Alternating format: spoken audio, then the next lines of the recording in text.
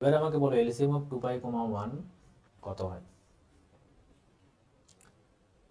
Equal to 2 পাই। যারা যারা এটা বলছো কমপ্লিটলি রং। ঠিক আছে, LCM of 2 pi, 1 does not exist. চলো একটু এলসিএম এর আমরা একটু ধারণা শিখে নিই, তারপরে এটাই আসছে। এলসিএম দুটো ইন্টিজারের মধ্যে আমরা জানা আছে, দুটো ইন্টিজারের মধ্যে আমরা করা পসিবল, এটা এরকম আমরা তো জানি। কিন্তু যদি দুটো রিয়েল নাম্বার হয়, LCM of A comma B নিচ্ছি আমরা, আর এ বি দুটোই রিয়েল নাম্বার, ভালো করে বোঝো, তাহলে তাদের এলসিএম কখন এক্সিস্ট করবে? যদি LCM of A comma B, যেখানে এ আর বিটা কি বললাম রিয়েল নাম্বার, কখন এক্সিস্ট করবে? Exist if A by B, এর সঙ্গে যদি বিটা ডিভাইড করি, এটা হচ্ছে একটা রেশনাল নাম্বার, ঠিক আছে? আদারওয়াইজ কিন্তু এলসিএম এক্সিস্ট করবে না।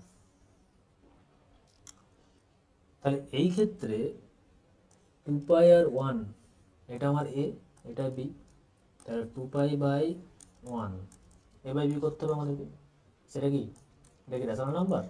না, পাই তো ইরেশনাল। 2 পাই বাই 1 মানে সেটা একটা 2 পাই, এটা একটা কি ইরেশনাল নাম্বার। তাহলে কিন্তু 2 পাই আর 1 এর মধ্যে এলসিএম এক্সিস্ট করবে না। তাহলে নেক্সট প্রশ্ন আসতে পারে এলসিএম অফ পাই কমা পাই কত, এলসিএম অফ পাই কমা 2 পাই কত, LCM of pi comma pi square কত?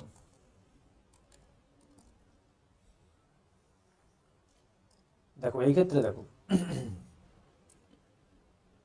পাই কমা পাই, এটা আমরা যদি এ ধরি, এটা বি ধরি, পাই ডিভাইডেড বাই পাই, এটা কিন্তু 1, একটা রেশনাল নাম্বার, ঠিক আছে?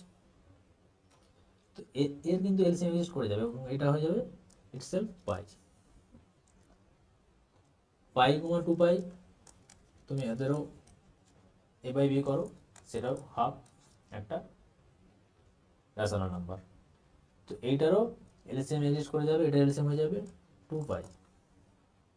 তার মানে পাই তার যে কোনো যে ফ্যামিলি এন পাই, 2 পাই, 3 পাই, 4 পাই, এন পাই, তাদের মধ্যে কিন্তু এলসিএম এক্সিস্ট করে যাবে, কারণ